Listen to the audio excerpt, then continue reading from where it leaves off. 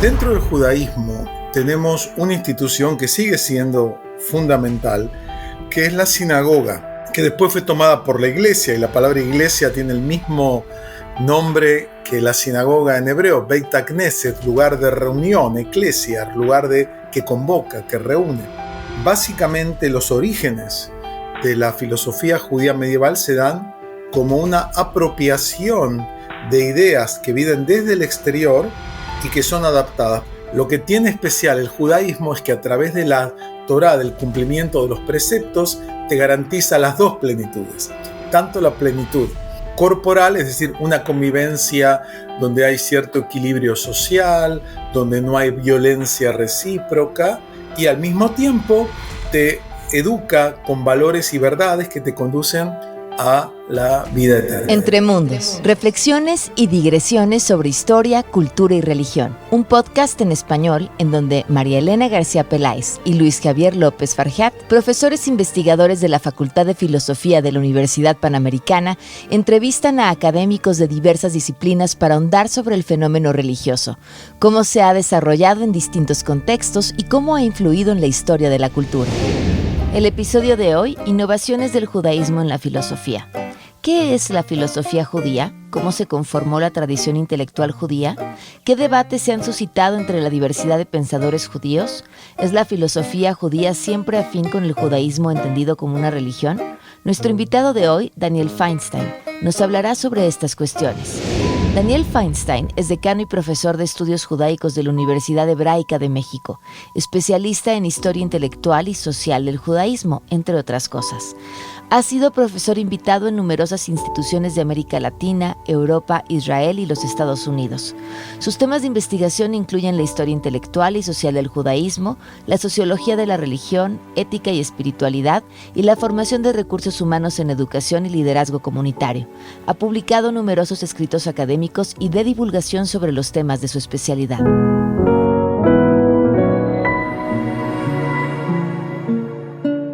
¿Cómo es que se da la investigación, la transmisión y la conformación de las escuelas filosóficas judías en este periodo histórico?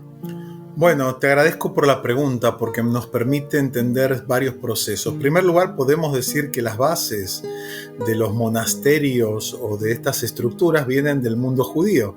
Vienen de los sectarios de Qumran en el Mar Muerto, que aparentemente cuando el gran investigador francés biblista Debord investigó ahí, dice acá hay un monasterio como tal, o los terapeutas, que es un grupo descrito por Filón de Alejandría en el siglo I. O sea, hay instituciones de este tipo del mundo antiguo que después se desarrollaron en el mundo cristiano. Ahora, en el mundo judío, la institución que era la fuente de la producción del conocimiento, de la divulgación, era lo que se llama el Beit HaMidrash, la casa de estudios.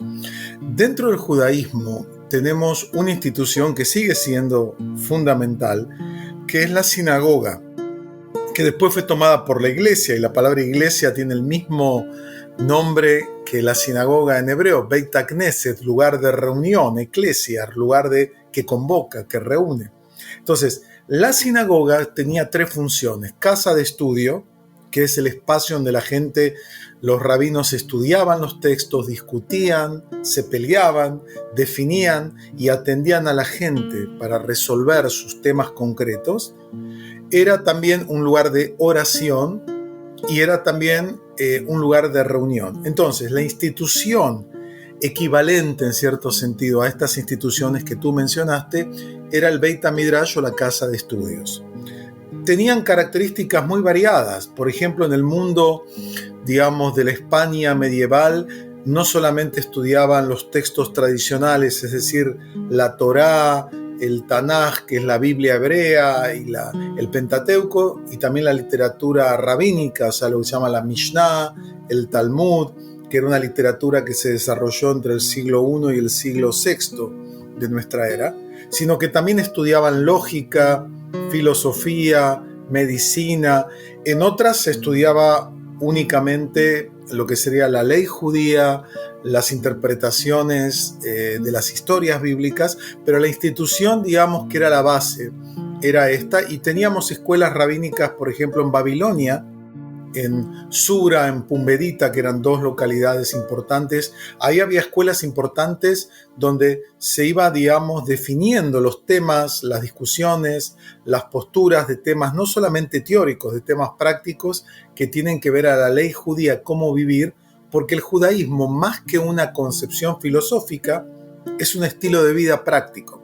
Y en estos lugares se definían los detalles de esas prácticas. Vemos algo muy interesante, que es la interacción que se da en el periodo medieval entre cristianos, judíos y musulmanes, ¿no? Ya desde que hablas de medicina, ¿no? La ciencia de la época, la lógica, podemos ver ahí que hay una interacción de distintas tradiciones. Quisiera preguntarte tu perspectiva y la perspectiva, digamos, del judaísmo en esta interacción intelectual que se da entre las tres religiones, especialmente desde la perspectiva judía. Habría que ver el contexto histórico de cada situación. No es lo mismo lo que pasa con los judíos que viven en Babilonia, actual Irak, que era el centro más importante desde el siglo VIII, IX, X de la vida judía, que es parte de los grandes imperios islámicos, que van a hacer un gran resurgimiento del conocimiento del mundo antiguo, traduciendo los textos del griego, del siríaco al árabe y generando realmente un renacimiento en filosofía, en ciencia, en matemática, en medicina, en todas estas áreas. Los judíos que viven ahí van a estar muy inmersos, y esta es una sociedad, primero, digamos, era pagana, después es islámica, y básicamente los orígenes de la filosofía judía medieval se dan como una apropiación de ideas que vienen desde el exterior y que son adaptadas, porque lo que hay que entender es que las tres comunidades de fe, judíos, cristianos e islámicos, por un lado tienen una cuestión polémica. Los tres se basan en una revelación divina entendida como la verdadera, y cuestionan las otras, ya sea que son incompletas, ya sea que son equivocadas, ya sea que son una etapa que ahora se completó, ya sea con el Islam o con el cristianismo. Para el judaísmo se terminó todo con la enseñanza de Moisés. Es decir, hay un elemento polémico que se va a ver en temas doctrinales acerca de los textos sagrados.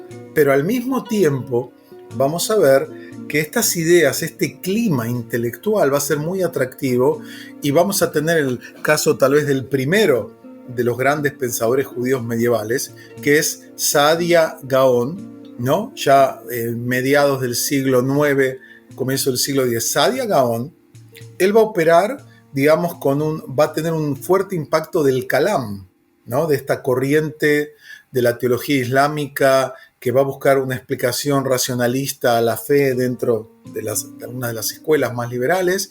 Saadia Gaon va a tomar esos modelos y los va a adaptar acá. También tenemos la interacción que se va a dar en lugares como Córdoba, que en su momento, digamos, hasta la llegada de los grupos fundamentalistas, almohavides y otros, va a ser un lugar también de encuentro, de convivencia. Digamos, cada comunidad vivía en su marco, había espacios entre intelectuales o en comercio o en otras aún amorosas historias muy interesantes que se daban, pero en realidad, digamos, hay relaciones de intercambio, de violencia, de denigración. O sea, el panorama es complejo. Hay una convivencia, hay gente que intercambia y se siente muy cercana intelectualmente. Son de tal escuela, sea una escuela, digamos, neoplatonista, o sea, una escuela aristotélica. O sea, hay gente que se siente identificada con eso, pero también hay diferencias, tanto doctrinarias como prácticas, y también tiene que ver con la autoridad y el poder, ¿no? O sea, cuando hay un régimen más tolerante, más plural, la convivencia es mejor. Cuando vienen líneas más duras, quieren imponer desde lo religioso sus normas al resto de la sociedad. ¿Podrías platicarnos un poco de esta perspectiva política en el mundo medieval judío? Yo sé que es una pregunta muy, muy amplia, correcto, pero bueno, quizá puedas ponernos algunos ejemplos de manera más puntual. Yo empezaría con un texto que está en una de las bases de la ley judía, de la tradición judía, que se llama la Mishnah, que es un documento que es la base después del Talmud y de todo. En la Mishnah se dice en un lugar: es más importante una hora de buenas acciones en este mundo que todo el mundo por venir. Pero es más importante una hora del mundo por venir que toda la vida en este mundo. O sea, en una forma paradójica se expresa esa idea. O sea, hay una tensión entre este mundo, lo que se llama en hebreo Hayei Sha'ah, la vida del aquí y el ahora, y Hayei Olam, la vida eterna. O sea, y hay corrientes que sí enfatizaban más el goce, la vida en el aquí y en el ahora, y otras que tenían un espíritu un poco más ascético, más de que esta vida es como una especie de martirio para el mundo por venir. O sea, hay corrientes dentro del mundo judío durante la Edad Media que tienen distinto énfasis. Maimónides plantea en su gran obra filosófica, La Guía de los Perplejos, que la observancia de la Torá tiene un doble propósito: el mejoramiento del cuerpo y el mejoramiento del alma. Y él lo explica. ¿Qué es el mejoramiento del cuerpo? La convivencia, que no haya violencia, que la gente tenga hábitos que promuevan el bienestar social. Es decir, es regular la convivencia de la comunidad, porque dice, eso es fundamental. Y el segundo fin es la plenitud espiritual, que depende de él con los conocimientos verdaderos. Ahora, Maimónides dice, ¿cuál es más elevado? Por supuesto que la espiritual es más elevada desde el punto de vista de prioridades. Pero primero viene el mejoramiento del cuerpo social. Primero hay que hacer que nadie tenga hambre, que nadie tema la violencia. Es decir, la idea, y lo que dice Maimónides es esto: un buen gobernante puede ser bueno en la primera perfección, que era el perfeccionamiento del cuerpo social. Lo que tiene especial el judaísmo es que a través de la Torá, del cumplimiento de los preceptos, te garantiza las dos plenitudes.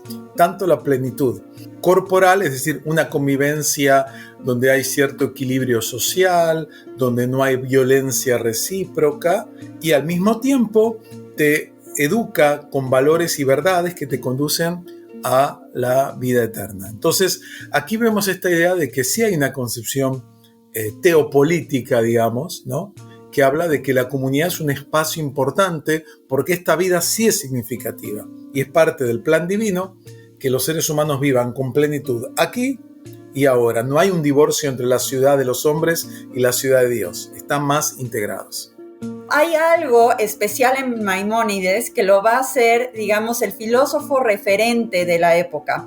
Yo quisiera preguntarte primero si estás de acuerdo en que es el filósofo judío, digamos, medieval por excelencia, o si te parece que es una aseveración quizá un tanto exagerada. Y si no, en todo caso, ¿cuáles crees que son las razones por las que fue tan difundido, ya fuera para aceptarlo o bien para criticarlo, ¿no? Porque también es verdad que no todo el mundo estuvo de acuerdo con todas sus ideas y que no está exento de debate, ¿no? Bueno, creo que planteaste muy bien el tema.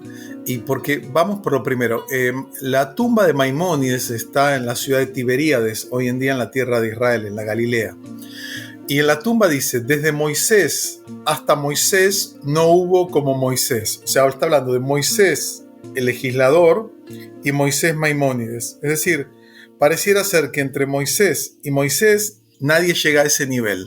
Es decir, hay una percepción popular, pero también académica, de que estamos hablando de una figura espectacular. Como lo dice un estudioso del tema, Maimónides no parece el nombre de una persona, parece el nombre de una academia. Porque tiene una obra tan grande, porque fíjense, ¿por qué Maimónides es tan importante? Estamos hablando de uno de los médicos más destacados de su tiempo, que escribió más de 8 o 9 obras médicas que se han conservado, desde los hemorroides hasta la potencia sexual, porque él atendía al Fadil, que era el visir de Saladino y tenía que atender su harén, y aunque Maimónides era bastante puritano, él tenía que darle consejos para que tenga más vigor en sus tareas con su harén, y dietas y consejos médicos extraordinarios. Ya con eso hubiese pasado la historia. Pero aparte estamos hablando del rabino más importante de su generación, porque él escribió un código que se llama Mishneh Torah, como la segunda ley o la síntesis de la ley, que es el código de ley judía más completo, abarcativo que se ha escrito hasta nuestros días. es un código impresionante que toca todos los temas, incluyendo las leyes de la era mesiánica, es decir, cómo se va a ver la era mesiánica, y no solo leyes de temas prácticos, de las festividades, de las normas alimentarias, de las bodas, de los divorcios, todo. O sea, esa obra es una obra reconocida por todos como una obra de referencia fundamental. Al mismo tiempo, Maimónides fue un líder comunitario que tuvo que enfrentar desafíos muy serios de todo el entorno y que le escribían pidiéndole consejo frente a cuestiones de elegir el martirio o salvar la vida y hasta que podamos cambiar de lugar o de situación. Preguntas muy, digamos, existenciales, podríamos decir. De vuelta demuestra una gran capacidad de liderazgo. Y por último, en su obra más, digamos, de carácter filosófico, como La Guía de Perplejos, que es un libro que vino para combatir la perplejidad y la incrementó.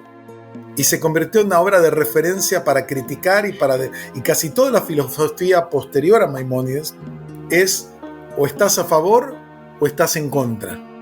Digamos, los que son críticos del aristotelismo y de la filosofía racionalista los van a criticar a Maimónides.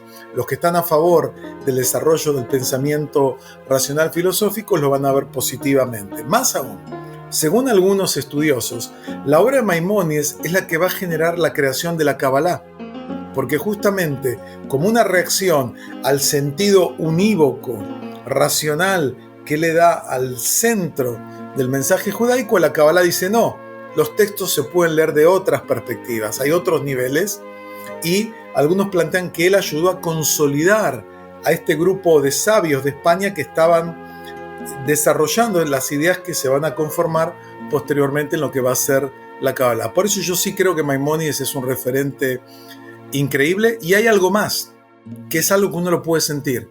Maimónides estaba muy disconforme con el estado espiritual e intelectual de su tiempo. Él quería transformar en dos sentidos, como lo dice un gran estudioso, Moshe Albertal. Él quería cambiar el mundo judío en dos temas. Primero, en el tema práctico. Las leyes eran caóticas, unos observaban unas cosas, nadie tenía claridad de cuáles eran las normas de observancia de la Torá y de los preceptos del judaísmo. Había mucha confusión. Entonces él dice, yo escribo este libro para que no tengas que ver nada más. Acá tienes todo. Para que haya coherencia, orden y estructura. Y en ese sentido tuvo éxito, diría, bastante éxito. En el segundo sentido, él quería hacer un cambio espiritual de todas las concepciones populares a concepciones más elevadas. Como diría Levinas hoy en día, a un judaísmo de adultos, no un judaísmo infantil. Él quería generar ese cambio. Ahí tuvo menos éxito porque Maimónides critica el antropomorfismo, las ideas que describen a Dios en términos humanos. Maimónides critica que mucha gente, si algo no viene de la Torá, no es verdadero. Decía, no, la verdad hay que aceptarla de donde venga. Entonces, yo creo que en este sentido la obra de Maimónides es un enorme desafío, y todos los pensadores judíos posteriores, la gran mayoría por lo menos, lo ven a él como un referente, para algunos como su héroe, su prototipo, y otros alguien a que hay que criticar por la incorporación de ideas racionalistas externas al corazón del judaísmo. La palabra Kabbalah quiere decir en hebreo medieval tradición, de lo recibido, lekabel, lo recibido, la recepción de una tradición esotérica, oculta. Entonces, la Kabbalah es el nombre que se le da a lo que se llama el esoterismo judío, o algunos, para usar un término más común, hablan el misticismo judío. Así como hay una mística cristiana, islámica, obviamente hindú, hay también una mística judía. La Kabbalah, vamos a decir así, en términos genéricos, abarca todas estas corrientes cuyas primeras producciones son de comienzos del siglo I hasta nuestros días. La primera etapa la llamamos mística hebrea temprana, que hay una serie de obras como el libro de la formación, Sefer Yetzirah y otras obras, que es un primer momento donde se ocupan de temas que ya la tradición del Talmud analiza, que es lo que se llama la creación, el misterio del origen, la creación, cómo funciona el mundo, y todo lo que tiene que ver con Dios. ¿Quién es Dios? ¿Qué se puede conocer acerca de Dios? cómo funciona, lo que se llamaba en hebreo Maaseh Bereishit, o sea, toda la dinámica y la historia de la creación, y Maaseh Merkabah, todo lo que tenía que ver con el trono divino, basados en el primer capítulo de Génesis y el primer capítulo del profeta Ezequiel, que son textos que tuvieron un enorme impacto como tales. Ahora, Kabbalah, en un sentido más preciso, nos referimos a un fenómeno medieval que se va a desarrollar en la Edad Media, y es una visión que no es racional, que según los cabalistas es metarracional. Como dice uno de los cabalistas, nosotros los cabalistas empezamos donde ustedes terminan, filósofos. Ustedes llegan hasta acá, nosotros llegamos más alto que ustedes y entendemos niveles de la realidad que no se pueden comprender con categorías racionales, con categorías de tiempo, de espacio. Esto está más allá de este tipo de elementos. Entonces, en la Kabbalah se desarrollaron varias corrientes. La más famosa es la Kabbalah del libro El Zohar, que es un libro que aparece, digamos, aunque está atribuido a un rabino del siglo II, Rabbi Shimon Bar Yochai, en realidad, según la crítica histórica, es un texto del siglo XII, ¿no? O mejor dicho, se consolida del siglo XIII como tal este libro, que se convirtió como en una obra muy sagrada, muy aceptada, donde vemos las historias de este rabino y sus discípulos a los que le revela secretos de la Torá. Es decir, por un lado podemos decir que la Kabbalah es una lectura esotérica de la Torá, es decir, los niveles ocultos profundos, según los cabalistas, de la Torá. Y aquí tenemos una coincidencia y un conflicto con los filósofos. Tanto cabalistas como filósofos sostienen que aquel que interpreta literalmente los textos bíblicos, que son la revelación divina, no entiende nada. El que se queda en el nivel literal, dice el Zohar, es como alguien que juzga a una persona por la ropa. Los más sabios, dice, juzgan a alguien más por el cuerpo, y los más sabios van a su alma. Entonces los cabalistas dicen, nosotros vamos al alma de la Torá. Los filósofos dicen, no, nosotros vamos al alma de la Torá. O sea, los dos están de acuerdo que la Torá tiene múltiples niveles de sentido y de significado, y que hay que llegar a esos niveles para entender la profunda sabiduría divina que ha sido revelada al pueblo de Israel por medio de estos escritos sagrados. Entonces, ahí están de acuerdo en eso, pero están en desacuerdo de quién tiene la clave o las claves para interpretar. Entonces, ha habido una tensión entre cabalistas y filósofos, porque generalmente los filósofos, según algunos, generaban mayor laxitud en la observancia religiosa. Si yo capto las ideas y capto el sentido, no necesito hacer las prácticas. En cambio, los cabalistas decían, no, las prácticas tienen un sentido casi como sacramental, podríamos decir, entonces son muy importantes continuarlas. Hubo algunos pensadores, siglo XIV, XV, que van a querer integrar las dos cosas y presentar a la Kabbalah como un sistema de sabiduría que incluye y se puede integrar con ideas neoplatónicas y con otras, porque hay ciertos elementos de la unicidad como tales. Entonces la Kabbalah se desarrolló en varias escuelas. Una escuela es la Kabbalah del Zohar, que es una de las fundamentales.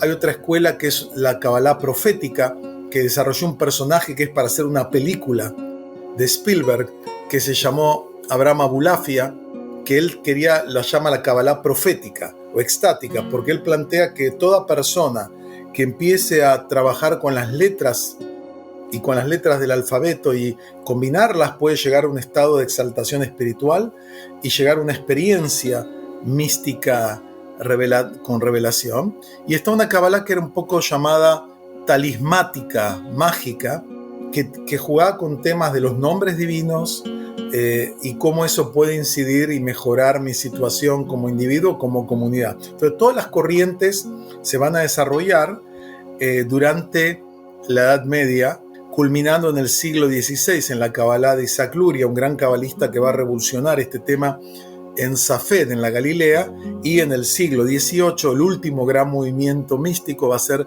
el hasidismo, que va a aparecer ya en el siglo XVIII. Bueno, pues sin duda vamos a necesitar un podcast, digamos, para después evaluar lo que sucede con la Cábala y ver de qué manera se entiende también actualmente, porque tú ahora lo has contextualizado perfectamente, digamos, en el periodo medieval, etcétera, y luego ver estas tradiciones, cómo evolucionan, cómo se transforman y lo que, digamos, actualmente una persona común y corriente asociaría, digamos, con el término, no necesariamente nos remite a esta historia y a la verdad como religiosa y tan profunda que tiene en sus orígenes.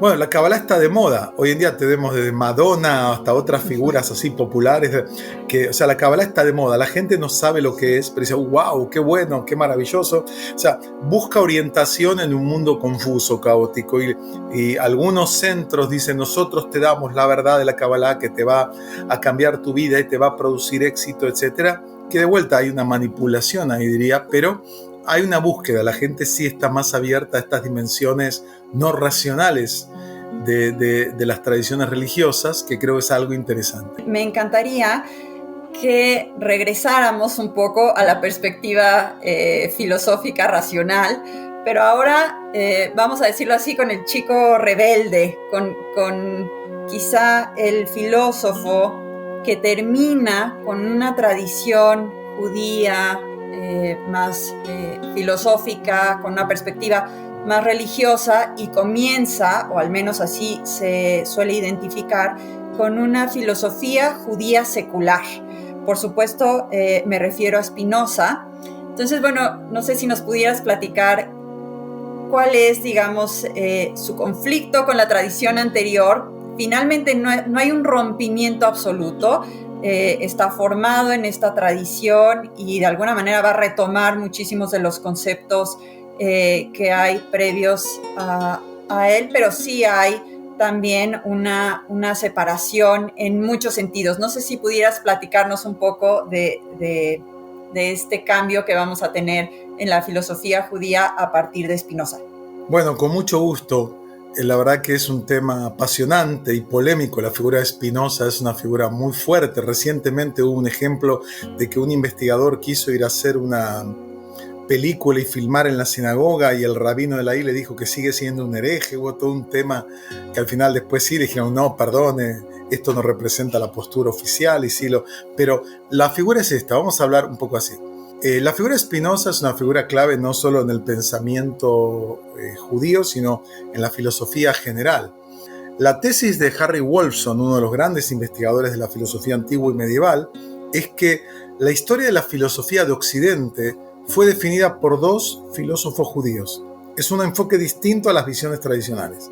Él dice, ¿dónde se origina la tradición filosófica occidental? Que es la combinación de la Biblia con la filosofía griega, la revelación con la razón. ¿Cuándo comienza eso? Y él dice, con Filón de Alejandría. Para Wolfson, en el siglo I de nuestra era, Filón de Alejandría integró dos fuentes del saber, y después eso fue adoptado por judíos, cristianos, islámicos, y fue la base del pensamiento filosófico religioso de Occidente, hasta que otro judío, ya en el siglo XVII, los va a separar en forma radical. ¿Quién es ese hombre que va a separar radicalmente el mundo de la fe, de la revelación, de la Biblia, del mundo de la filosofía, de la razón? Baruch Spinoza. Y por eso dice algo maravilloso Wolfson. Wolfson dice, Baruch, usando el nombre hebreo interno del Bento, como lo llamaban en la comunidad de los judíos sefaradim de Ámsterdam, dice, Baruch es el último de los medievales. Benedictus es el primero de los modernos. Así describe Wolfson esta transición que él hizo en su vida. Entonces, sin duda que Maimónides se va a nutrir y va a aprender sus primeros pasos, su primer acercamiento a la filosofía por medio de, por ejemplo, Maimónides. Él va a estudiar en esa casa de estudios en Ámsterdam, va a estudiar con profundidad la obra de Maimónides, y ahí va a adquirir herramientas racionales, conceptuales, que después va a profundizar estudiando otros pensadores como Descartes y otras tradiciones filosóficas, pero sin duda que hay un fuerte impacto del lenguaje, digamos, filosófico, metafísico, medieval, en la obra de Spinoza. Wolfson lo ha rastreado en su obra monumental de 2 tomos, él ha rastreado eso, cómo él toma estas categorías, pero va a construir algo absolutamente nuevo. Y para muchos estudiosos, Spinoza es el padre de la ilustración radical. Él es el que va a plantear esta separación absoluta del mundo de la fe, del mundo de la razón, y va a desarrollar una metafísica con una ética muy ambiciosa como tal.